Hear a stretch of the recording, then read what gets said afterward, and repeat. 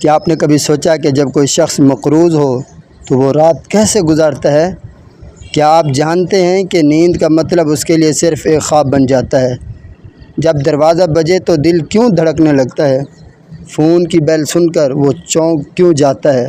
کیا آپ نے دیکھا ہے کہ وہ ہنستا تو ہے مگر اندر سے ٹوٹا ہوتا ہے؟ کیا آپ نے کبھی سوچا کہ جب قرض دینے والا بار بار تقاضا کرے تو مقروض کے دل پر کیا گزرتی ہے؟ کیا ہم کبھی سوچتے ہیں کہ ہم قرض دیتے ہوئے زبان سے کیا تیر چلاتے ہیں؟ کیا صرف روپیہ دینا کافی ہوتا ہے یا نرم لہجہ بھی دینا ضروری ہوتا ہے؟ دو لوگ ہوتے ہیں، ایک قرض خواہ جس نے قرض دیا ہوتا ہے اور ایک مقروض جو قرض کے بوجھ تلے دبا ہوتا ہے۔ قرض خواہ کو صرف اپنی رقم عزیز ہوتی ہے جبکہ مقروض کو اپنی عزت، سکون، ضمیر اور اللہ تبارک و تعالیٰ کا خوف سب کچھ عزیز ہوتا ہے۔ لیکن بے بسی ایسی شے ہے جو انسان کو توڑ دیتی ہے۔ جب مقروض اپنے بچوں کے دودھ کا بندوبست نہ کر پائے، جب وہ بیوی کے علاج کا خرچہ ادا نہ کر سکے، جب وہ والدین کی ضرورت کے لیے بھی ہاتھ پھیلائے، تو سمجھ لیجئے اس کے سینے پر قرض کا بوجھ پہاڑ بن چکا ہے۔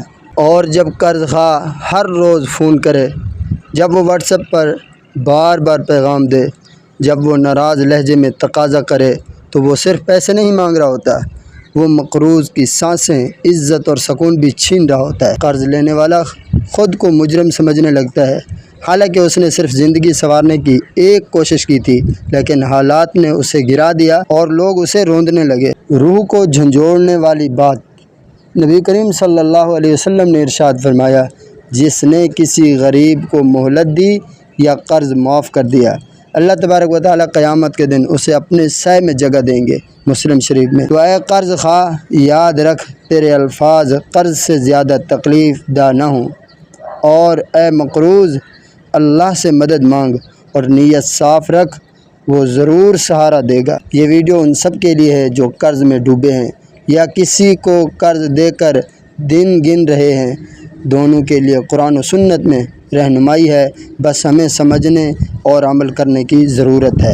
اگر آپ بھی ایسی روحانی رہنمائی، دل کو لگنے والے پیغامات اور اسلامی اصلاحی مواد چاہتے ہیں تو ابھی ہمارے چینل راہ صداقت کو سبسکرائب کیجئے۔ آپ کی رہنمائی ہمارا مشن ہے۔ میرے واسطے دعا کیجئے۔ میں ہوں آپ سب کا محمد صداقت اللہ۔